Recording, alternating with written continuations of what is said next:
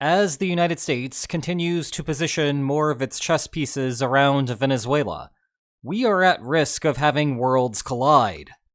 Remember, the battle map is complicated, and Venezuela and Russia are on the same side here. So if the United States does indeed take some type of military action against Venezuela, a natural question to ask is whether Russia might intervene on behalf of its South American friend. Perhaps unsurprisingly, reports indicate that Venezuela is asking for just that. Now, I know what you are thinking here. There is no way that the Kremlin would do such a thing. Not as a matter of principle, of course. Rather, Russia is just too bogged down in Ukraine to even consider the possibility. However, it is not that simple. Russia has a surprising amount of freedom here, because the domain of a potential U.S. Venezuela war is perhaps 50% different than what we see over in Ukraine. And, indeed, Putin has already taken a preliminary step as a show of support to Maduro. So, today, let's discuss Russia's decision here on three fronts: the materiel question, the distance question, and the political question. And although it would be easy to conclude that the first one is what will ultimately drive the Kremlin's decision, it is actually more the latter two. But let's start with the materiel question, because it will put significant bounds on what Russia can do to help. The narrative you tend to hear is something along the lines of Russia putting in all the effort it can, only to move the line a relatively small distance every month. By this thinking, if Moscow moves money and mobilizes materiel to maintain Maduro's mandate, then these gains will start to fall apart. Heck, maybe they will even reverse. But this is not the right way to frame the problem. Instead, as a starting point, we need to ask ourselves what the threat to Venezuela is, and what assistance would be useful to counteract the problem. Well, the United States has moved a flotilla of naval assets to the region, and it is also using Puerto Rico as an unsinkable aircraft carrier. Consequently, Venezuela's top priorities are anti-ship weapons and air defenses. Those air defenses double to not only shoot down enemy aircraft, but to also intercept the ship-based missiles that the United States might lob over. I am sure Maduro on some level is worried about a U.S. ground campaign, but the United States is not really set up for that. Rather, the likely theory of victory is that enough aerial shock and awe will encourage opposition groups to rise up and do the dirty work. So, although Maduro would not refuse weapons to bolster his infantry and halt U.S. boots on the ground, that is a low priority, and that is a good thing for him. Because of these three options, it is the least likely type of support that Russia would offer due to the needs for the Ukraine war. One thing to note here is that I am focusing on Russia, though Maduro has sought assistance from China and Iran as well.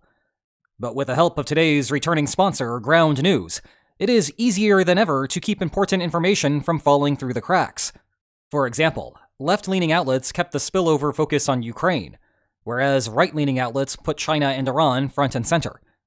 Actually, Ground News' blind spot feature targets this exact problem, letting you see, for example, the right's lack of coverage of a refinery attack, more on that later, or the left underreporting the development of a Russian naval drone. You can even switch to the international blind spot feed to ensure that you see the stories that you care about the most. What's this? U.S. military action in Nigeria? Yikes, the big board keeps growing. But that is why it is great to have an independent news aggregator help you find new information and research the accuracy of the reporting outlets. And by going to ground.news/lines on maps or scanning the QR code on your screen, you can take an excellent 40% off their Vantage plan, which gives you access to the blind spot feed and a whole lot more. So thanks again to Ground News for sponsoring today's video. Let's get back to the remaining options. Option 2 is also a non-starter because of Ukraine's air campaign. This is the latest update to the refinery and gas pipeline targeting. I told you would circle back to this topic. And I should note that the rate on these feels like it is falling off a bit. But it seems that is because Ukraine is choosing to strike arms production facilities and the Russian electrical grid more often. Those do not create as impressive of explosions, so they do not receive the same level of social media attention. In fact, some of these refinery strikes had one or two other types of strikes paired with it on the same night. But the general point here is that the Russian skies are porous, and so the Kremlin is not itching to donate those defenses to the Venezuelan cause. That leaves anti-ship weapons, which is where things get more interesting. Do you know what Ukraine does not have? A navy.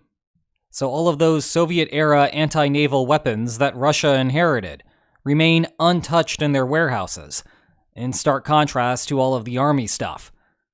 So yes, there is a clear opportunity for Russia to send some weapons over to Venezuela. But there is a point of irony here. All of the innovation on this front from the last 4 years has been on Ukraine's end. Think about all of the naval drones finding Russian ships sitting in the Black Sea, or a certain Crimean bridge. I am not sure that this elevates Ukraine in Venezuela's mind as the better partner, but there is something to be said about recognizing your role in an asymmetric conflict against the United States. One more question mark. The situation with Shahed drones. The question is not on Venezuela's end. The main Washington Post report on the subject explicitly has long-range drones on the Maduro government's wish list.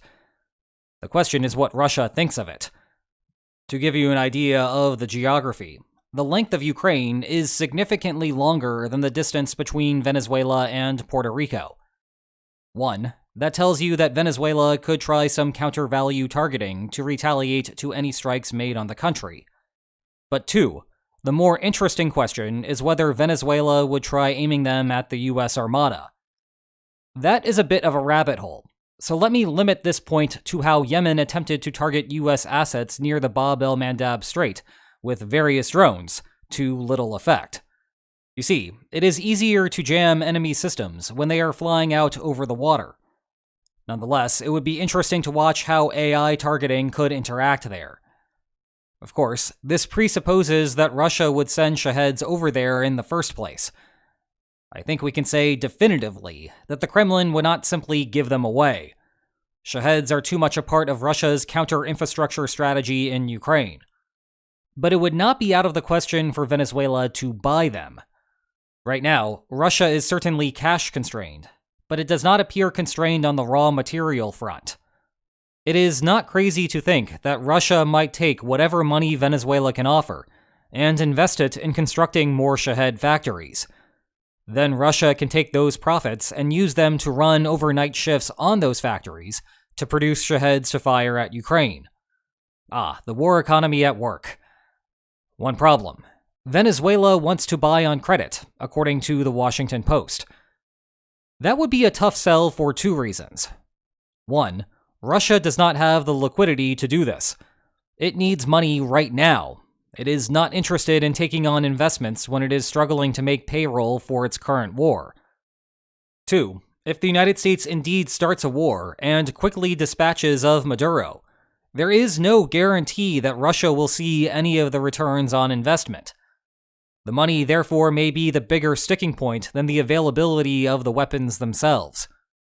Regardless of the depth of support Russia has available to offer, we need to get to the more serious problem, the tyranny of distance. It is tempting to look at this from a U.S. perspective, note that they are just moving a bunch of stuff around, and conclude that this should all be super easy. The problem for the Kremlin is that Russia is just not set up for this, and it never was either. Go back to the days of the Cold War, and the central Soviet concern was moving troops and materiel through Eastern Europe. Crossing oceans was never really a consideration. Then there was a brief period as the Cold War was ending, and continuing into its immediate aftermath, where Moscow stopped caring about power projection generally. Fast forward to today, and Russia is once more interested in moving troops and materiel, but again through Eastern Europe, albeit for different reasons. What remains the same is that oceans are not a consideration. Internally, Russia's system is set up to focus on rail transit, which makes sense given that Russia is thinking about fighting land wars. Russia itself is a gigantic hunk of land, and rail is cheaper and easier once you have the lines installed. Of course, Russia takes on some expeditionary missions, primarily in Africa, lest we forget about the rise of Yevgeny Prigozhin. But the key words are some and expeditionary. These are not materiel-intensive projects like the type of assistance that Venezuela would want. There is also a problem of timing. Once a war between the United States and Venezuela breaks out, any attempted Russian deliveries must go through an active war zone. This is not Ukraine, where you can simply drive donations safely across the border with Poland. Rather, anything flown in or sailed in is likely to be shot down or torpedoed. This makes the window for Russian assistance brief. The Kremlin needs to strongly suspect a war is about to begin, but the war cannot have begun yet.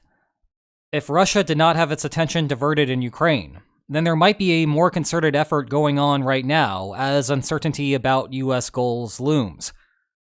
As it stands, though, it is not obvious that the United States will actually follow through on its deployment. In turn, Russia has limited its support effort to a single flight into Venezuela for an unknown delivery. If the situation were to degrade, though, Russia's window may only be open for a few days. That might entirely rule out naval-based deliveries. Ships would need more than a week to make the cross-Atlantic journey, and that is assuming that the would-be donations are already conveniently sitting at the port of departure. That leaves air deliveries, with the IL-76 serving as the workhorse system. But that comes with 3 significant caveats. 1, and referencing the previous section, it is unclear whether Russia has IL-76 flight hours to spare. They are a part of the war effort in Ukraine, and even though the Soviet Union made a ton of them, juggling their use across a couple of different conflicts is problematic because of the 2 remaining points. Indeed, the second issue is the long journey the IL-76 would have to make. You see, the ideal flight path would have to take Russian planes directly over Europe. That is a non-starter, however. Europe has closed its airspace to Russian traffic. NATO allies are just barely tolerating Russian incursions, and those are not trying to deliver weapons of war. As such, Russia will have to take the long way, about 26 hours of total flight time, plus however many hours on the ground for refueling and mechanical inspection. Russia can shave off some time there by cutting corners, but that is a lot to ask when the goal here is to mostly annoy the United States. For a point of comparison, the one visit to Venezuela so far first stopped in Armenia, Algeria, Morocco, Senegal, and Mauritania. It took 2 days going one way. It is not clear whether the airports hosting the layovers have the capacity to scale up if Russia tried to do this with multiple IL-76s simultaneously.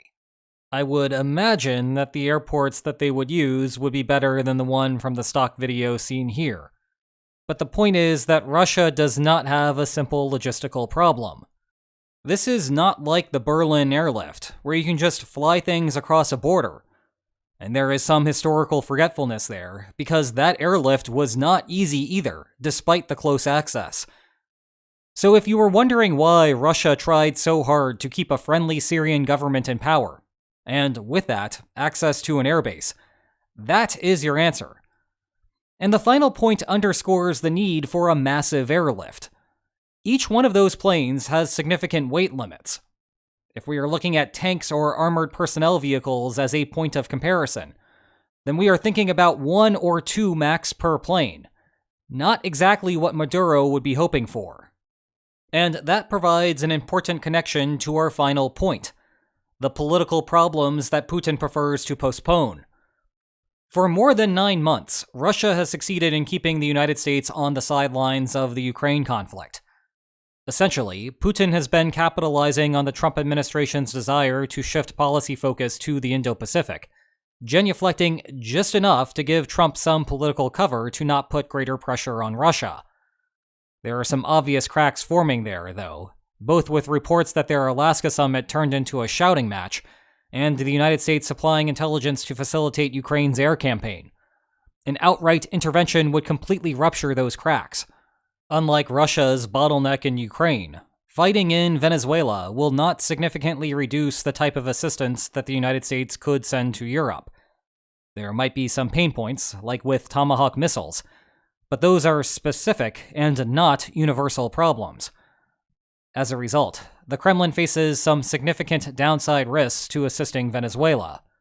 In turn, the only way to justify helping Venezuela is if the upshot is large, and that is where the distance problem comes back to quash this plan. Any airlift at all is liable to sever the peace process that the Kremlin has been stringing along.